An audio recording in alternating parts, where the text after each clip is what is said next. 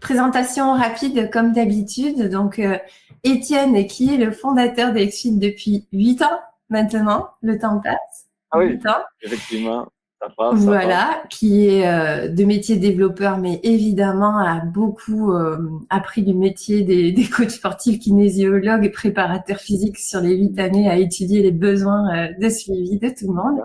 Et moi, je fais aussi partie de l'équipe Exfit, même si j'ai pas le joli fond derrière. Promis, pour la prochaine fois, on arrange ça. Étienne m'a promis.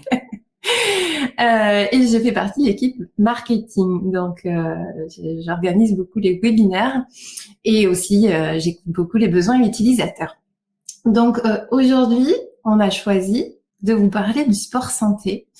Et peut-être qu'on peut partager le PowerPoint, Étienne, parce qu'il y a en photo la raison pour laquelle on a choisi ce sujet-là, je pense, sur la première slide.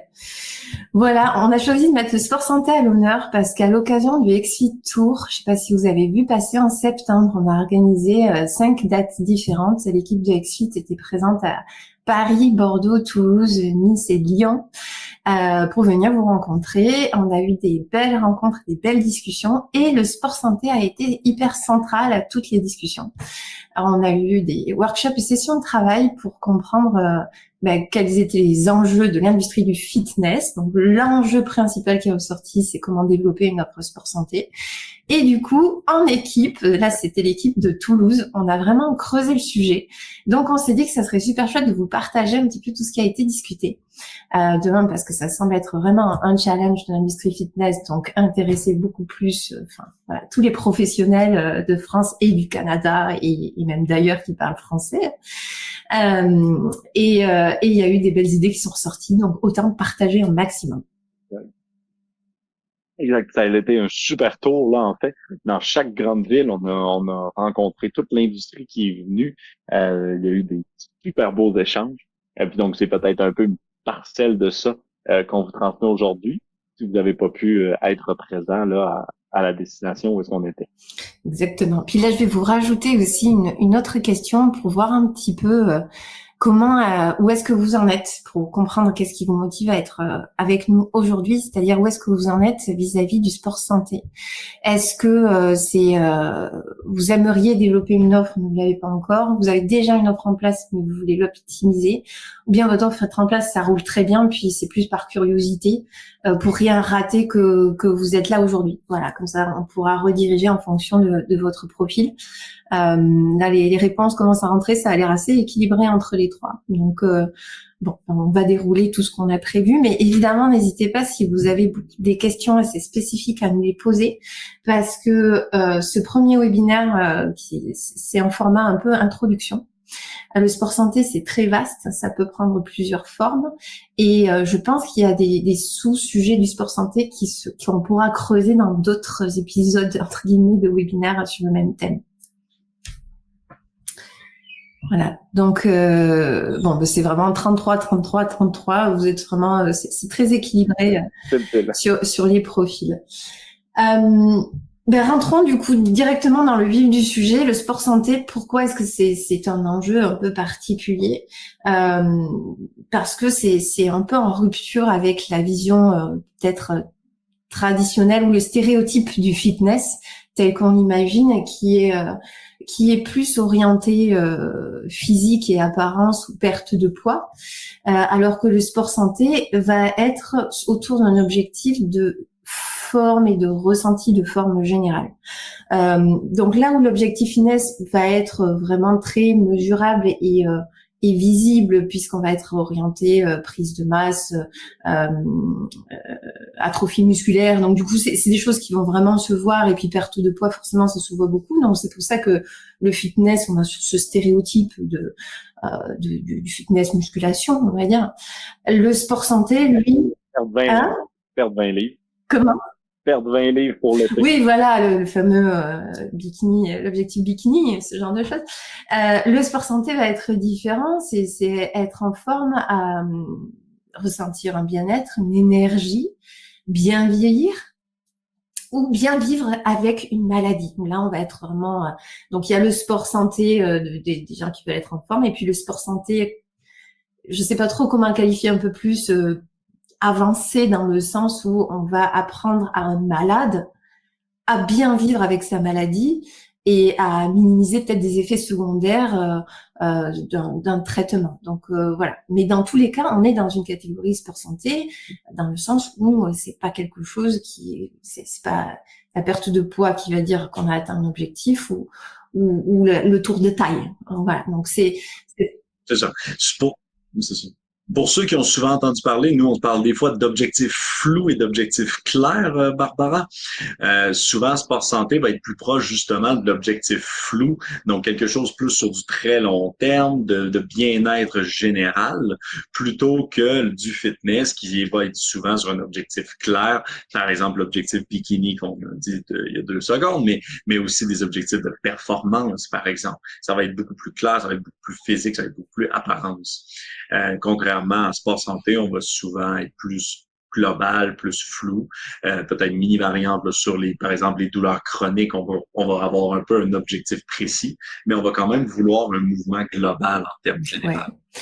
Et j'en profite pour faire une parenthèse que j'avais trouvée très intéressante dans une conférence de Nathalie Lacombe, qui est voilà une personne avec qui on aime beaucoup travailler, qui avait un regard très intéressant sur le côté du pourquoi est-ce que les clubs de fitness ont été les premiers à fermer pendant le Covid et les derniers à rouvrir. C'est qu'en réalité, les instances gouvernementales ont cette perception qui est à gauche de notre tableau ici, l'objectif fitness, c'est-à-dire il y avait cette perception, et ce sont ces termes, que on entraîne des gens déjà en forme. Et du coup, c'est des gens déjà en forme qui veulent juste être encore plus beaux et encore plus en forme. Et c'est ce regard-là du fitness qui fait que ça n'a pas été considéré comme un service indispensable. Alors qu'en réalité, quand on regarde l'objectif du volet sport santé, on est vraiment sur de la santé. Donc, on est sur vraiment un service indispensable qui, a priori, ne devrait surtout pas fermer dans des contextes comme il y a eu pour le Covid. Donc, c'est là qu'on voit qu'il y a vraiment deux visions très différentes. Ouais, ben, souvent, on va justement même parler, moi j'aime toujours représenter ça assez simplement, uniquement, peu importe le pays que vous allez prendre, là, Canada, États-Unis, France, Belgique, Suisse, on est tout le monde entre 5 à 15% de la population qui s'entraîne.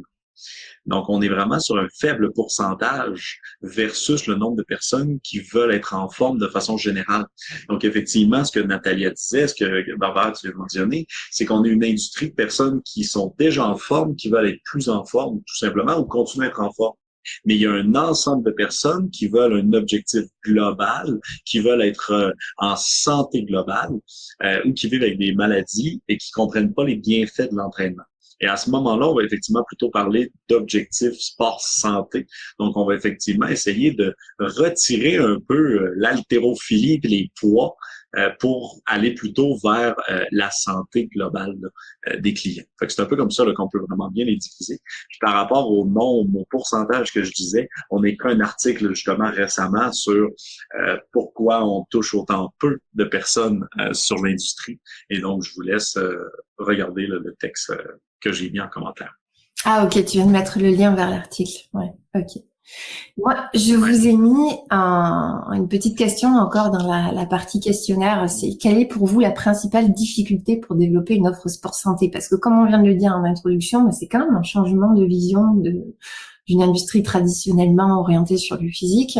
Donc évidemment, il y a un changement de culture, il y a beaucoup de changements, et même la posture de professionnel n'est pas la même, etc. Donc vous, en fonction de l'étape où vous en êtes, quelle est la difficulté que vous percevez?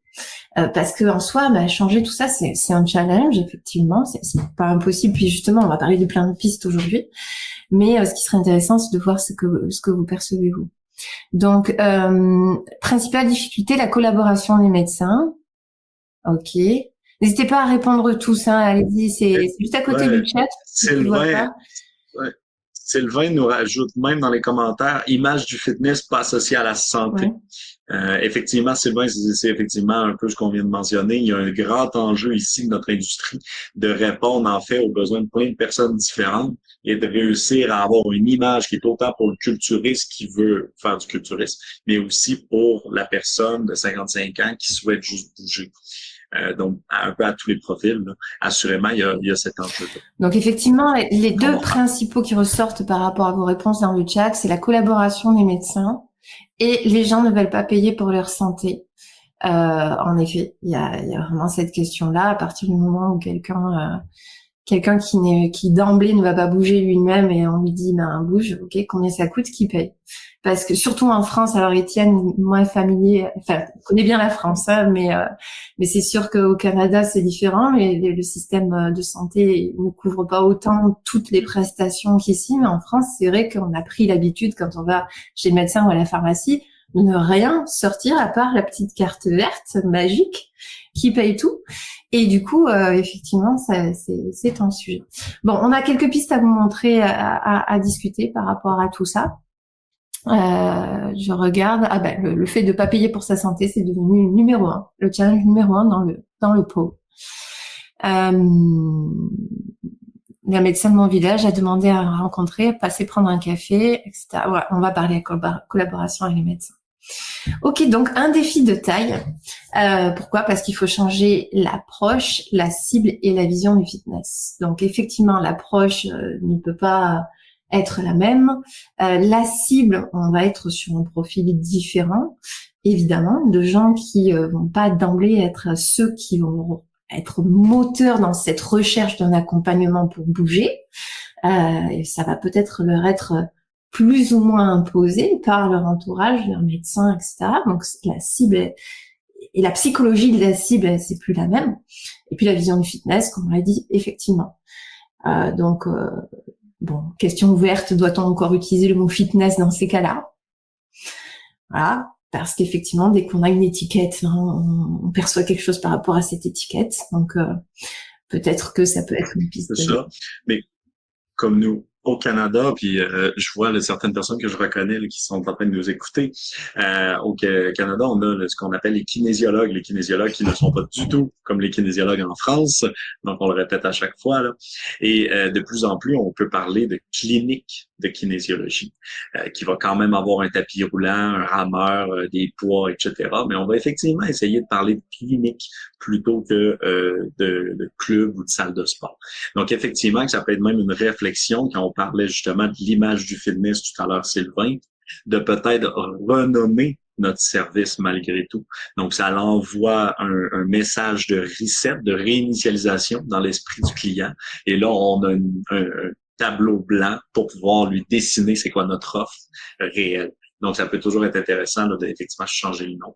Le terme clinique fait très médical malgré tout, mais donc un centre de santé peut être plus global. Donc, on peut avoir effectivement différents mots en place. C'est vrai que pour une personne qui est malade ou qui se sent pas en forme, etc., qui va être le profil de cette cible, hein, qui est, enfin plus ou moins bien sûr, la vision d'un coach qui est hyper cut, qui est sec, qui est ultra musclé, ça peut être hyper intimidant. Donc là aussi, il faut, enfin voilà, c'est aussi la posture et l'approche, mais même le profil du professionnel lui-même, ça a un impact direct forcément sur le client patient. C'est entre le client et le patient. Exact. Puis le message que vous envoyez aussi tout simplement là, donc on est revenu en sport santé ici. Le message aussi que vous envoyez juste quand vous discutez avec les clients, il y a complètement quand vous parlez avec le client, il y a plusieurs façons de montrer. Et si ce que vous lui dites, c'est qu'on va faire des push-ups jusqu'à en suer, ben la réalité, c'est que la clientèle qu'on est en train de parler, c'est pas ce qu'elle recherche. Donc, vous n'êtes pas sur le bon argumentaire en tant que tel. Donc, quand on parle d'approche, c'est un peu ça, c'est de comprendre votre cible et donc de lui parler de la bonne façon. Et effectivement, là, d'en avoir mal aux jambes de main tellement qu'on s'est fortement entraîné ne correspond pas à l'objectif de la cible qu'on est en train de parler. Donc, il faut faire attention à ça. La cible qu'on est en train de parler serait peut-être plus attirée par une marche en groupe dans les montagnes durant le week-end. seraient peut-être beaucoup plus attirés vers une réunion avec vous une fois par mois, pas plus, mais un suivi global dans les autres journées, etc. Donc, le discours et l'approche est aussi hyper importante là, dans tout ça. Et c'est pour ça qu'on parle de défi. C'est que le défi, c'est de faire le changement. Parce que vous êtes dans le 15% des gens fit qui veulent juste être fitters. Là. Donc, il faut parler à une clientèle qui n'est pas vous, normalement. Donc, il faut effectivement faire attention. Et puis, je pense, Nathalie Lacambe avait fait aussi un webinaire intéressant sur la dimension du plaisir et en anglais, parce qu'elle le fait beaucoup en anglais, de l'instant gratification. Je pense que cette dimension dans le sport santé a un impact encore. Alors, il est toujours présent, bien sûr, mais dans le sport santé, je pense qu'il est encore plus nécessaire. C'est vraiment la gratification instantanée, c'est-à-dire le plaisir que je perçois même pendant ma séance, d'où la marche de groupe. J'ai du fun, je marche avec d'autres personnes. Il faut vraiment que cette dimension-là fasse partie intégrale, même si je sais, elle en fait de toute façon toujours partie pour tout profil. Donc un gros défi, pour résumer, avec beaucoup de changements, mais pourquoi y aller? Ça, à nos yeux, c'est quand même ultra intéressant d'y aller pour beaucoup de raisons. La première, c'est que c'est un potentiel encore pas... Gigantesque. En fait, les gyms, les salles de sport, les kinésiologues, les entraîneurs, vous volez le même pourcentage de clients depuis des décennies. C'est le même 7 à 15% qu'on se vole depuis toujours. Les statistiques de personnes qui fréquentent un club, une salle de sport, est le même pourcentage depuis toujours. Donc, en fait, on gagne le même nombre de nouveaux clients qu'on en perd parce qu'ils meurent, là, tout simplement. Donc, on est vraiment une industrie qui, entre guillemets, on pourrait quasiment se dire qu'on stagne parce qu'on ne développe pas la grosseur de la tarte dans laquelle on vit. Maintenant, si on développe une offre sport santé puis qu'on va toucher un pourcentage de personnes qui ne veulent pas nécessairement aller courir sur un tapis roulant pendant 20 minutes, 3 fois par semaine, eh bien, on va agrandir cette tarte-là et vous allez attaquer du monde. Vous allez avoir un axe pour du monde, servir, merci, du monde qui ne sont pas du tout actuellement servis. Ou qui actuellement essaient de s'auto-servir par des applications, des choses globales là, sur Internet. Et ce qui nous amène justement au point de mission, qui est une des grandes missions d'Exfit, justement d'augmenter l'expertise, la valeur perçue de l'expertise du professionnel. Donc, le deuxième point, c'est juste la mission. C'est on veut que le plus de monde bouge. Donc, développer cette offre sport santé va permettre à plus de monde de bouger. Donc, va remplir cette mission-là qu'on doit tout le monde entre nous avoir, faire monter le nombre de personnes qui bougent dans notre société. Au final, que tout le monde aille mieux. C'est vrai que derrière mission, c'est carrément vision de la raison pour laquelle vous êtes devenu coach sportif. Peut-être certains, c'est, si je parle vraiment personnellement, moi, je pense beaucoup à mon père et à mon mari, et tout ce que je veux, c'est qu'ils puissent profiter un maximum de leurs filles et petits enfants et suivre l'énergie des petits enfants le plus longtemps possible, et ça, du coup, cette mission et le changement que vous pouvez apporter dans la vie des gens, c'est énorme, parce que c'est simplement arriver à profiter de la vie un maximum de temps. Voilà, donc derrière cette mission, je trouvais qu'il y a quelque chose de très beau, de très fort. Le troisième point qui est là, c'est aussi à nos yeux, en tout cas, c'est avec un professionnel ou pas, parce qu'il va forcément falloir que ça soit adapté. Et les gens, les applications dont parlait Étienne, on ne sait pas comment adapter un programme à nous-mêmes. Ok, on va essayer des exercices, quelque chose, ouch, et puis là, j'ai mal, je sais pas trop pourquoi, puis j'ai mal pendant 3 semaines, puis à chaque fois.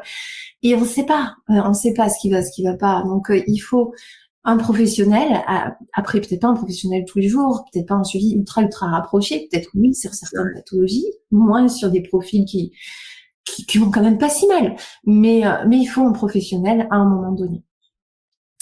Et puis... Exact. Et moi, ça, je dis toujours, d'où les forfaits là, qu'on parle souvent, si vous voulez aller voir un autre webinaire qu'on a fait, mais effectivement, de respecter l'autonomie du client. Tout le monde n'a effectivement pas, quand on dit les gens veulent pas payer pour leur santé, peut-être qu'ils ne peuvent pas non plus vous voir 4 fois semaine.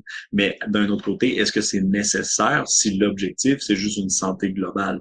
Donc, posez-vous cette question-là pour faire des offres adaptées à la clientèle et à tout le monde. Si on veut devenir un service qui est ouvert à tous, il faut avoir un service qui s'adapte à tous en termes de bourse.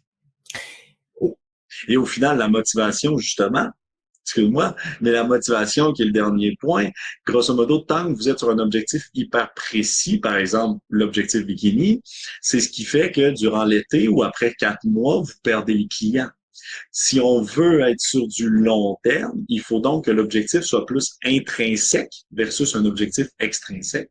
Et donc, pour cette raison-là, il faut travailler plutôt sur le sport santé. Et à ce moment-là, quand on va réussir à avoir un service qui correspond à un accompagnement en tout temps de la vie du client, eh bien là, on devient nécessaire et on peut plus, le client ne s'en va plus, ne nous quitte plus. Et donc, on augmente sa motivation et on augmente même de notre côté notre stabilité. Là, et la motivation est à 2 volets, parce que moi, je la voyais aussi du côté du coach, donc de vous, du professionnel, du kinésiologue. Ouais. Dans le sens où cet accompagnement, on en parlait, je sais plus dans le chat qui a mentionné, c'est vraiment transversal, c'est plus simplement 3 heures par semaine, c'est plus du personnel training, c'est fini. Ouais. Ça va faire appel à vos compétences transversales de coach. C'est d'activité physique, mais il peut y avoir de la PNL, évidemment de la nutrition, vous allez superviser le sommeil, il peut y avoir vraiment beaucoup de travail sur les autres sphères de la vie. Et puis ça, c'est vous en tant que professionnel qui allez centraliser et être catalyseur de toutes ces compétences et accompagner le client dans la globalité.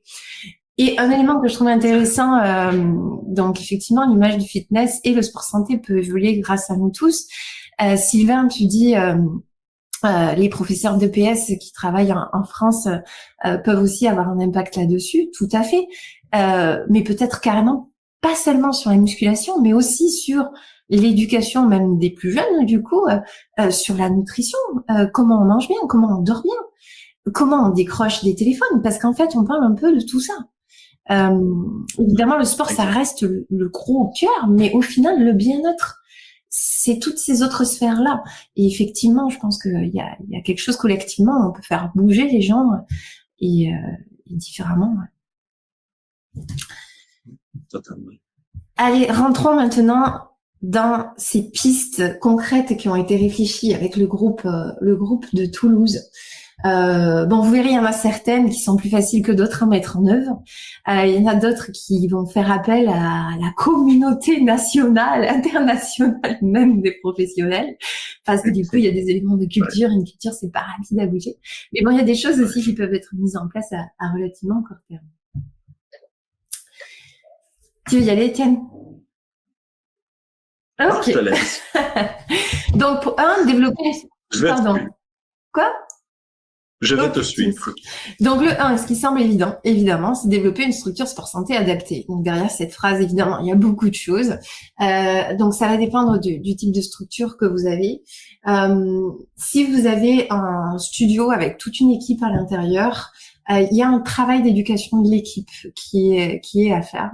Donc déjà, il faut arriver à communiquer votre vision à l'équipe, à communiquer ce cap, le pourquoi on le fait, et donner du sens en fait à tous les accompagnements au niveau de toute l'équipe de coachs qui vont accompagner les clients. Que tout le monde soit derrière ce même sens.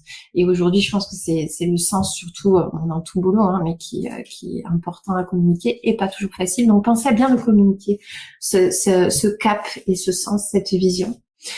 Une compétence à développer énorme, c'est l'écoute et l'empathie. Alors de base, je pense que de base les coachs sportifs l'ont, mais peut-être d'arriver à la mener à un niveau un peu supérieur. L'écoute et l'empathie, parce que dans le contexte du sport santé, il y a beaucoup plus de non-dits, surtout sur le vrai objectif. Il va y avoir aussi des troubles de l'alimentation, et derrière les troubles de l'alimentation, c'est beaucoup de psychologie. Donc l'écoute et l'empathie va être une compétence à développer, soit pour vous si vous êtes indépendant au niveau de l'équipe au global. Ce sujet-là, il avait été pas mal abordé dans un webinaire. Alors, on va peut-être vous envoyer vers des références un peu externes aujourd'hui, parce qu'il y a certains webinaires qui sont bien rentrés dans le détail. On voulait pas faire une redite. Mais sur le webinaire sur le cancer qu'on a fait au début du mois d'octobre, on n'était que des femmes pour Octobre Rose, et Étienne avait cédé sa place. Mais on a parlé de l'accompagnement de personnes atteintes de cancer. Donc, je sais plus dans le chat qui parlait de cothérapie. Effectivement, c'est ça qu'on a beaucoup abordé, c'est l'accompagnement de l'activité physique à côté de la chimiothérapie, en fait. Bon, c'est vraiment dans un contexte très particulier, mais on a beaucoup parlé de l'écoute et de la posture du professionnel à côté du malade et du patient. Donc, si ça vous intéresse, retournez voir celui-là. Je sais pas si on a le lien quelque part. Tiens, je le mets direct en super. Donc, je sais pas est-ce que vous l'avez déjà vu ou pas. En tout cas, si vous l'avez pas vu, retournez le voir. On a bien étayé cette partie d'écoute. Ça vous donnera des clés encore plus concrètes là-dessus. Exact. Puis, ce qu'on est en train de parler, c'est vraiment, en gros, de définir votre discours puis de changer la façon de discuter avec le client. C'est pas du tout les mêmes objectifs. Ce que je disais là, tout à l'heure, de ne pas juste mentionner au client, il faut continuer jusqu'à ce que ça brûle les cuisses, ou demain tu vas être bien raqué et on en est heureux. Donc, effectivement, de développer une écoute, une empathie, de changer le discours de votre équipe, c'est toutes des choses qu'il faut réussir à mettre en place. Donc, à se faire une liste et à le mettre en place pour que ça change la perception tout simplement du client, qui soit plutôt dans un accompagnement. Donc, même juste le discours, quand un client s'entraîne sans coach, il faut avoir un discours à ce niveau-là. Donc, il faut avoir une vision dans votre club, dans votre salle, dans votre clinique, à ce propos-là, assurément. Un autre élément quand on parle d'une structure sport santé adaptée, sans trop alourdir les choses, ça sera de définir des process. Donc je ne sais pas si vous avez déjà en tête des types de profils que vous souhaitez accompagner, mais on va retrouver des profils plus légers et d'autres pathologies plus lourdes. Et en fonction de la lourdeur de la pathologie ou de la lourdeur, c'est pas le moment où je cherche mon mot, mais la lourdeur du besoin d'accompagnement. Il faudra définir des process assez clairs en termes de logo, de tests, de fréquence de tests, de type de programme, voilà, il faut poser bien les choses sur papier. Donc, un type d'accompagnement ou une pathologie en process. C'est ça. Puis après, c'est quand même assez simple. Si on veut avoir l'air de des professionnels puis être plus proche d'un concept de clinique, eh bien, il faut s'équiper pour l'être. Donc, vous ne pouvez pas avoir l'air plus professionnel, plus sport santé, plus prendre en compte les pathologies si vous ne faites pas, par exemple, une évaluation de test physique au départ, au début, et à tous les 3-6 mois. Comment pouvez-vous aspirer à avoir l'air d'un professionnel si la seule chose que vous faites, c'est de poser 3 questions et copier-coller un programme et le remettre au client? Ou si sur votre site, vous avez 7 € ou 300 €, peu importe le prix, programme bikini en groupe. Donc ça, c'est tous des discours qui fonctionneront pas, là. Ça nous prend effectivement plutôt un vrai suivi professionnel. Donc, on effectue des tests physiques, on s'assure de ne pas donner d'opinion avant d'avoir fait un test physique, donc avant d'avoir des données qui nous permettent de se positionner.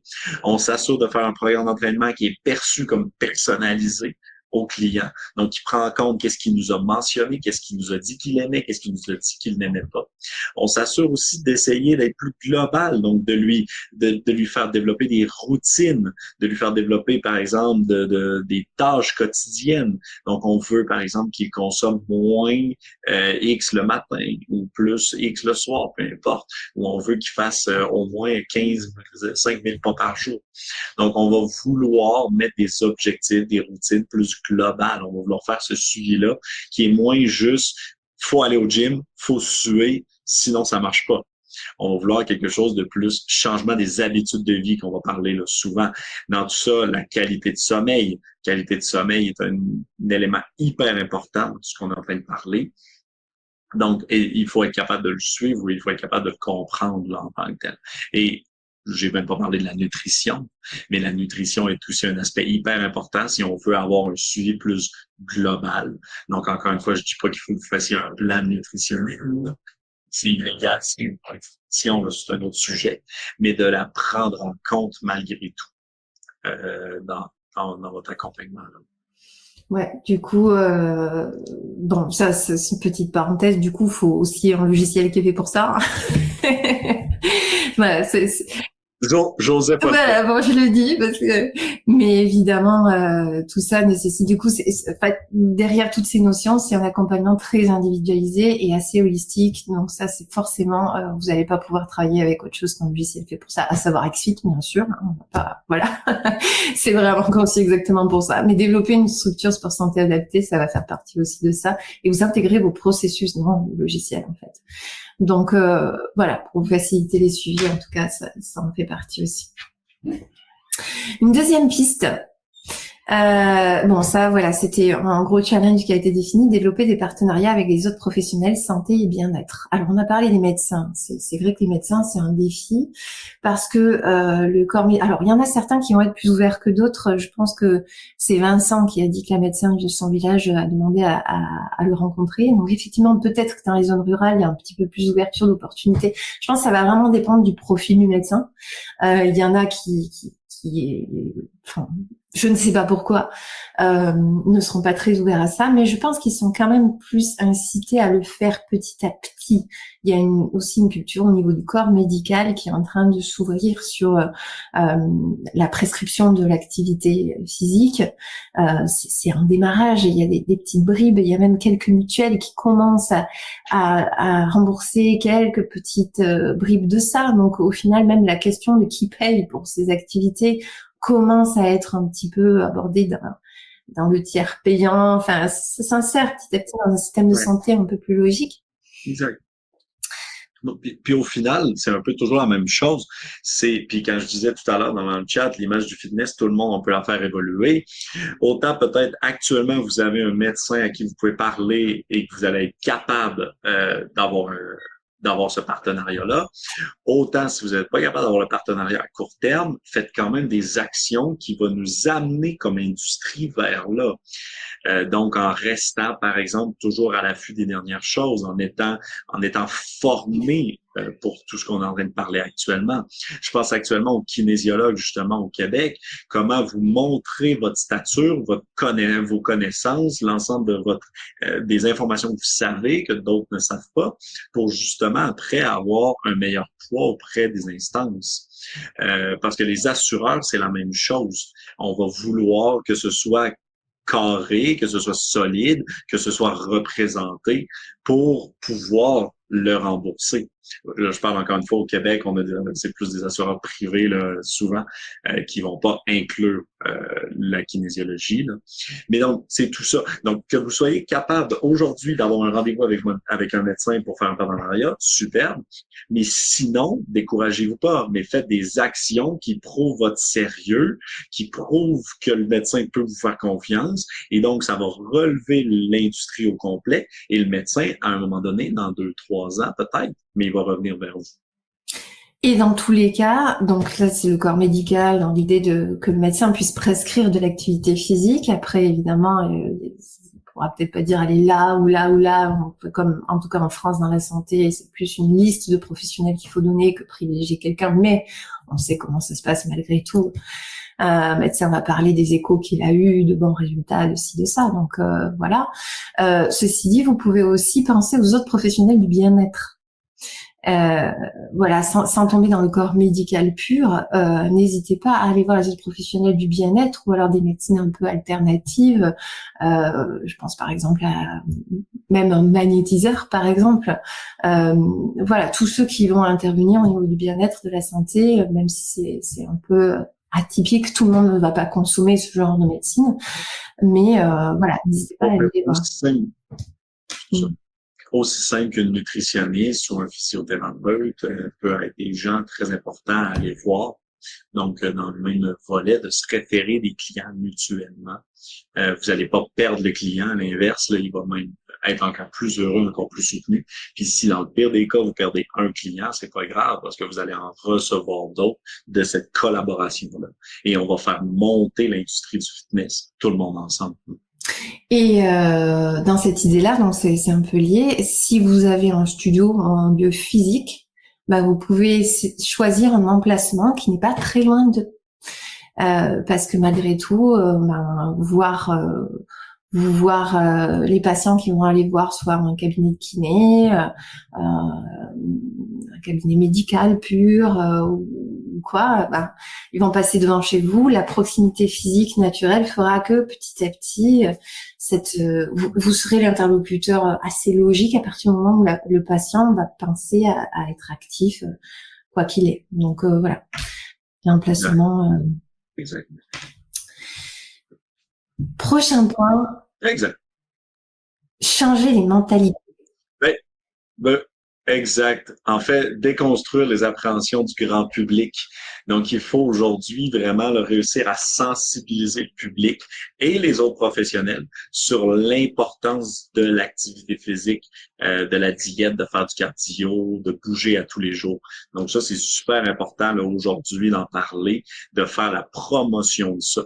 J'arrête pas de le dire, mais même si ça rapporte pas à court terme des clients, dites-vous qu'on fait monter l'industrie du fitness. J'arrête pas de le répéter, mais pour moi, c'est hyper important. Si tout le monde ensemble, on fait des actions qui tendent vers là, on va faire passer la part de marché de 10% à 30%. Et automatiquement, dans 2 ans, ça va faire en sorte que vous allez avoir amplement de boulot. Donc, n'hésitez pas à faire à travailler sur le changement des mentalités. Je le répète encore, mais il faut qu'on soit plus qu'une industrie de gens fit qui veulent devenir plus fit. Donc, on doit être une industrie de mouvement en général et donc votre expertise dans ce mouvement-là. Et donc, pour changer les mentalités, faites très attention à ne jamais vous désévaluer. Là, je m'explique, c'est par exemple à créer un programme d'entraînement ultra générique que vous vendez 10 euros. Encore là, ça peut être une super belle technique, ou du moins ça peut avoir l'air d'une belle technique, mais ce que vous faites, c'est que vous mettez dans la tête des gens, grosso modo, que un professionnel, ça fait un programme générique comme n'importe quelle application. Et donc, on va avoir de la difficulté, si c'est ce que vous faites, à changer les habitudes les mentalités de tous les clients là, sur le long terme. Donc, aidons-nous tout le monde ensemble là, en remontrant notre expertise. Moi, j'ai toujours aimé qu'il y ait un coach qui nous dit, ou un kinésiologue, ma sœur qui était kinésiologue, qui m'avait dit tout simplement, je ne peux pas te faire un plan tant que j'ai pas fait une évaluation de test physique. Dans ma tête, ça l'a fait clic. J'ai changé ma mentalité par rapport à qu'est-ce qu'un entraîneur, qu'est-ce qu'un kinésiologue me permettait d'avoir en tant que tel. Donc ça, c'est super important. Puis le deuxième élément, je veux dire, il faut qu'ensemble, on se regroupe parce que c'est juste en se regroupant qu'on va avoir l'air solide. Hein. L'ordre des médecins qui est si solide, c'est parce qu'ils sont tous ensemble, puis l'ordre des médecins représente tout le monde.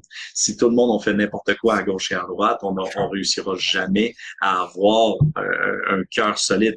Et donc, en France, vous avez Active FNAPL,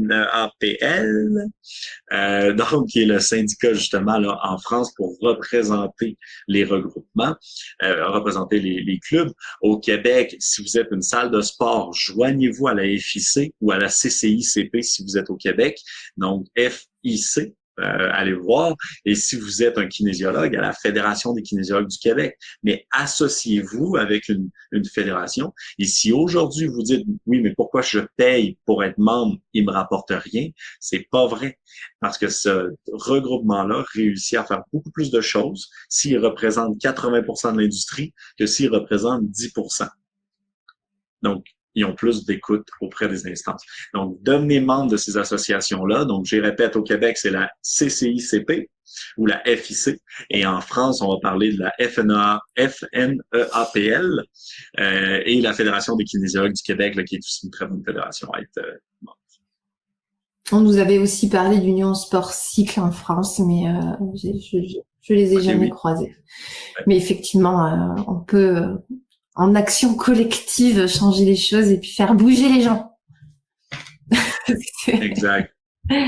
C'est super important. Bah oui, on connaît les problèmes de la sédentarité, surtout après ce Covid. En 4e point, s'informer sur les façons de faire existantes. On voulait vous reparler. Alors, on vous a déjà parlé d'une première source dont on voulait vous parler là, c'était Bouger malgré le cancer.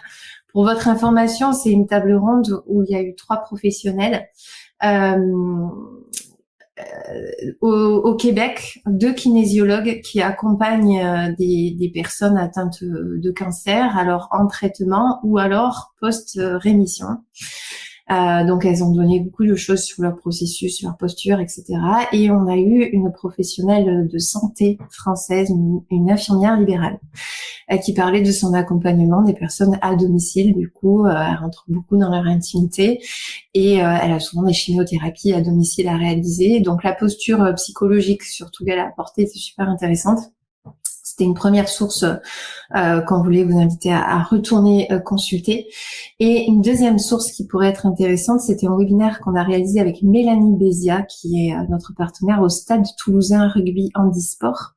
Mélanie Bézia, elle est préparatrice physique et diplômée APA. Et c'est elle qui fait la préparation physique de l'équipe de rugby handisport, du coup du quad rugby. Et donc, elle a fait ce webinaire pour parler aussi de son approche et donc de sa préparation hyper individualisée des personnes qu'elle accompagne qui ont des handicaps de minimum 3 membres sur 4. Donc, on peut imaginer à quel point elle doit individualiser sa préparation. Voilà, c'était ces 2 sources. Est-ce qu'on peut mettre, Étienne, je pense qu'on a le deuxième lien pas trop loin. Oui. Hop, alors, je l'ai. Voilà. Tu l'as mis? Non, je vous ai mis le deuxième lien de webinaire aussi. Donc, s'informer sur les façons de faire existantes. Là, on vous a mis 2 liens qui ont été des webinaires tenus par XFIT, bien sûr, mais évidemment, peut-être qu'un diplôme APA, c'est quelque chose que peut-être vous envisagez. C'est certain que ça va vous faire une étape de plus sur l'accompagnement hyper individualisé. Voilà, donc j'ai ces sources d'informations, puis après il y en a sans doute d'autres qu'on n'a pas vraiment creusées, mais comme on avait travaillé celles-là, on voulait les représenter. Ah, j'avais une petite question d'ailleurs par rapport au webinaire. Je vais vous proposer un autre petit sondage. C'est ma curiosité, hein, mais est-ce que... Ah non, on l'a pas, le pôle. Je voulais savoir si vous suiviez habituellement les webinaires XFIT, ou bien si aujourd'hui c'est votre premier, parce que c'est intéressant à savoir pour nous, comprendre si on vous retrouve régulièrement. Nous, on n'a pas forcément ce regard-là quand on voit vos prénoms dans le chat. Est-ce que vous pouvez juste vite fait nous dire c'est mon premier, c'est mon deuxième, je les regarde tous, c'est juste comme ça, c'est un hasard. Le deuxième, ok. N'hésitez pas à répondre, on va regarder toutes vos réponses, ça nous intéresse vraiment, c'est vachement intéressant pour nous. Merci. Alors, 5e. Bon, je me dis, Étienne, t'avais spoilé le point numéro 5. Non, c'est pas un souci. Mais effectivement, puis ça, moi, c'est un point que je trouve ultra important, mais effectivement, ce point-là est un peu dans tous les autres points, là. C'est pour ça que je pense que je l'ai mentionné très souvent. Mais moi, j'ai toujours l'expression, quand la marée monte, tous les bateaux s'élèvent. Et j'aime énormément cette citation-là, qui pour moi signifie justement 100% ce qu'on est en train de parler aujourd'hui. Donc, toutes les actions qu'on doit faire tout le monde ensemble ne doivent pas être pour des objectifs court terme, sinon on tue notre industrie sur le long terme. À l'inverse, on doit tout le monde faire des actions court terme qui sont pour que ça fonctionne sur le long terme. Donc, on doit faire très attention à ça. Par exemple, quand on parle de sensibiliser le grand public, quand on parle de faire des actions qui remontent l'expertise du professionnel en tant que tel. Donc, quand on parle de faire bouger les pouvoirs publics, donc de communiquer avec eux, ou de juste faire bouger le club ou votre quartier. Combien d'entre vous sont allés voir la mairie de votre quartier pour faire un programme de bouger durant l'été aux membres de votre village? Combien de personnes ont fait ça? Pourtant, ça va venir rendre tout le monde dans votre secteur en phase déjà un peu plus avec le mouvement. En tout cas, ça va envoyer le bon message. Donc ça, c'est le genre de mini-choses que peut-être à court terme, vous dites « Ouais, mais je perds du temps, je fais pas de l'argent. » Peut-être. Mais vous venez faire en sorte que votre quartier bouge beaucoup plus. Et ça va juste par la suite, quand vous allez présenter votre expertise, faire convertir en client. Donc, ça, c'est plus tard. Là, aujourd'hui, on parle vraiment juste comment est-ce qu'on peut faire augmenter cette qualité-là. Donc, à la même manière que de parler avec les professionnels autour de vous, la même manière que donc de vous former vous-même pour être un réel professionnel. Si vous n'êtes pas formé en continu, comment est-ce que vous aspirez dans 10 ans d'avoir encore les dernières techniques puis les meilleures choses quand vous faites le suivi de vos clients. Donc, il faut faire attention à ça. Et si vous êtes un professionnel mal formé, ben souvent, 2 minutes après, on fait mal à l'industrie, là, tout simplement.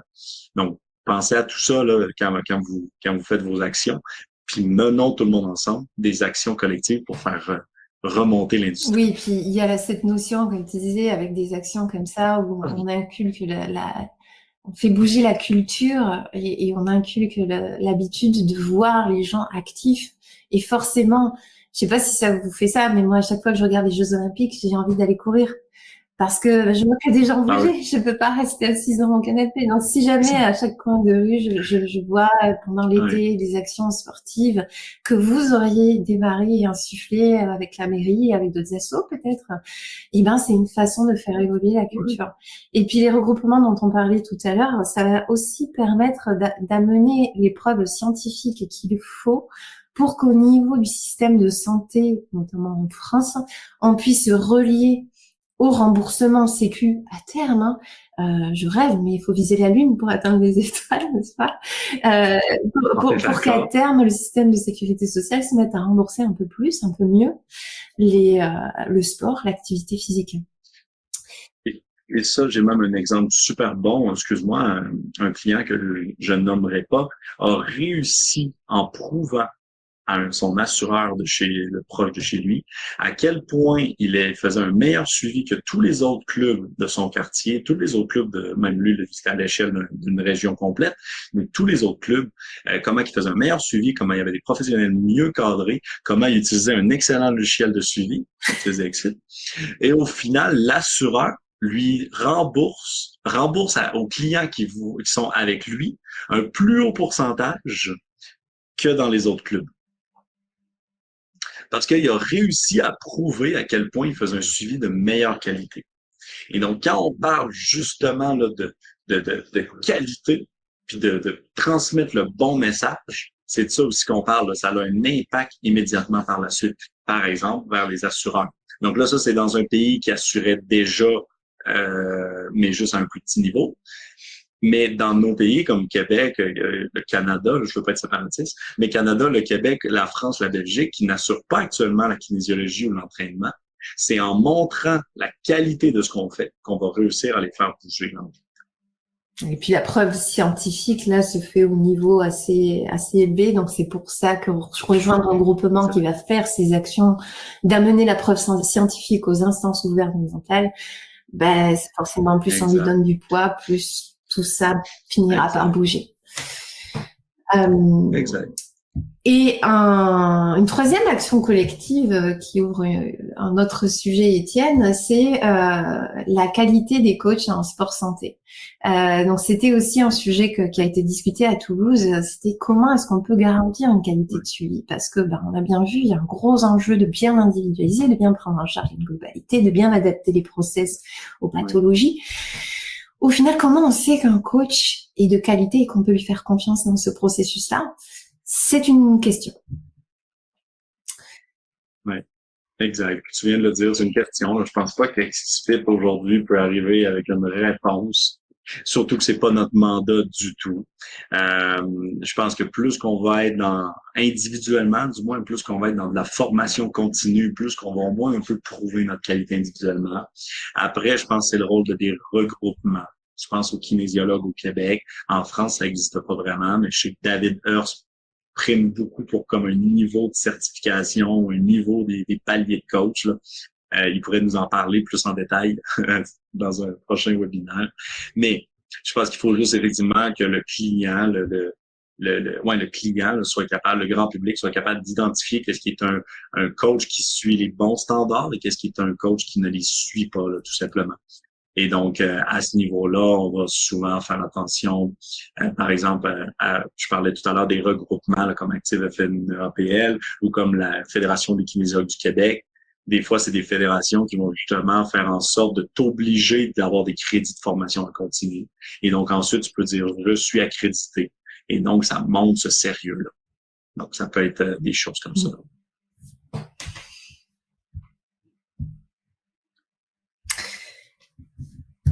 Pour cette introduction, c'était les 5 pistes plus ou moins long terme qu'on voulait vous présenter. Est-ce que, donc, je sais pas s'ils nous regardent, mais on tient à remercier en tout cas tous ceux qui sont venus au XFIT Tour de Toulouse et d'avoir participé à ce workshop, parce que du coup, ça ouvre beaucoup de thèmes à creuser dans le futur. Dans le chat, dites-nous si vous avez des questions, des attentes spécifiques qu'on n'a pas abordées, qu'on pourrait aborder dans le futur. On vous lit.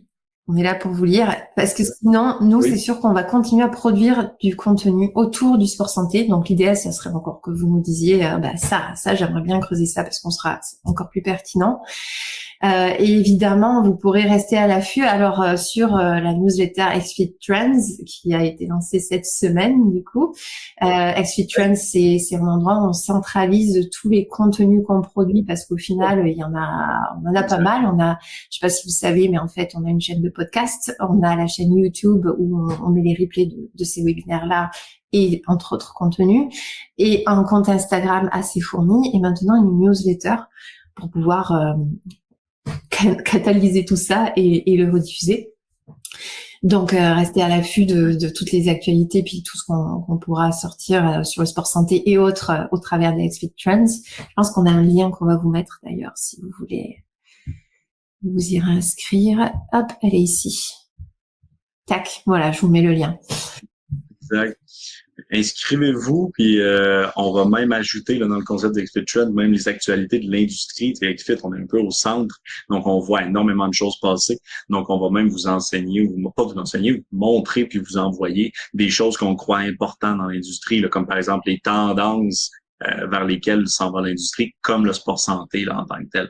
Donc, abonnez-vous là, pour être au plus. On parlait justement d'être tous des professionnels au courant de ce qui se passe. Donc, abonnez-vous là, justement. Ça, c'est totalement gratuit pour pouvoir le suivre là, bientôt. Puis oui, c'est sûr, comment rendre ça attrayant, bouger pour sa santé versus pour sa beauté, effectivement, c'est très, très, très spécifique à chacune des personnes. Tu en as qui vont en avoir besoin pour mieux dormir, donc là, ça sera quelque chose qui sera assez facile à ressentir, mais c'est vrai qu'on est de l'ordre du ressenti. C'est pour ça qu'on disait l'industrie fitness traditionnelle, on le voit. On voit que la personne, elle est comme ça, on voit qu'elle a perdu du poids. Là, on parle de ressenti, c'est très intérieur, et du coup, ouais, c'est vraiment très propre à chacun. Tu vas avoir des impacts qui se ressentent plus vite que d'autres, mais je pense que du coup, l'instant gratification, le fait de ressentir même pendant l'exercice le bien que nous procure l'exercice, et faire attention à pas générer des douleurs effectivement le lendemain à quelqu'un qui cherche pas à faire du sport. Le terme sport, au contraire, va leur faire peur à ces gens-là. Donc effectivement, il faut qu'ils ressentent. Exact, c'est ce que j'allais dire. Puis faites très attention, comme par exemple un très bon objectif pour quelqu'un en sport santé, ça peut juste être un temps d'activité par semaine. Donc on dit il faut que tu fasses 100 minutes d'activité par semaine, tout simplement. On dit donc pas de mouvement par semaine même. Donc on dit même pas une intensité, on dit pas qu'il faut suer, on accepte la personne, on lui donne un programme juste de flexibilité en disant si tu fais juste de la flexibilité, ça va nous aider sur le long terme. On accepte qu'elle s'en aille juste marcher. On ne la critique pas si elle n'a pas fait le programme d'entraînement qu'on lui a donné. Donc, ça va être dans ces changements-là là, en tant que tel. Puis, par exemple, le temps d'activité, je sais, là, vous êtes tous des professionnels, vous êtes en train de me dire oui, mais ça dépend de l'intensité. C'est sûrement tout ce que vous êtes en train de vous dire dans votre tête. Mais le client, lui, il s'en fout, c'est pas ce qu'il veut. Là. Donc, gardez-la en tête pour vous, mais le client, communiquez-lui quelque chose qui est atteignable, quelque chose qui est facile. Et l'objectif, ça va être sur le long terme de le faire rentrer dans une motivation intrinsèque. On le sait tous, de toute façon, tout le monde, on démarre le sport pour une raison qui est externe à nous. On va démarrer parce que l'été arrive bientôt. On va démarrer parce que j'ai essayé un jeans et je ne rentre pas dedans. On va toujours démarrer pour une raison extrinsèque. C'est normal, ça va rester comme ça, on peut pas changer. Mais ce qui est important, c'est de réussir à prendre le client pendant cette forte motivation d'un mois et de faire passer ça en une motivation intrinsèque. Et là est tout le défi. Et là est le sport santé de façon plus générale. Super. Eh bien, merci à tous de nous avoir suivis sur ce nouveau webinaire. Rendez-vous très bientôt pour des nouveaux thèmes. J'ai plus celui de la semaine prochaine en tête, mais il me semble que c'est autour de développer son... Je ne sais plus. Hein? Je ne sais plus. Voilà, mais on vous donnera... Alors, surveillez Exfit Trends pour être au courant du thème de la semaine. Oui. Ah, mais lui de la semaine prochaine, il est en anglais. Donc, pour les anglophones là, ou les gens qui parlent suffisamment anglais, donc lui de la semaine prochaine est en anglais avec Function First Coaching. Donc, effectivement, si vous voulez Je me demande l'écouter. si tu n'en as pas plusieurs on vous même la enverra semaine l'info. prochaine. Donc bref, surveillez du coup les sujets en anglais, en Peut-être. français. Surveillez les sujets. À très bientôt. Et puis abonnez-vous à Exfit Trends pour recevoir une newsletter et dites-nous ce que vous en pensez.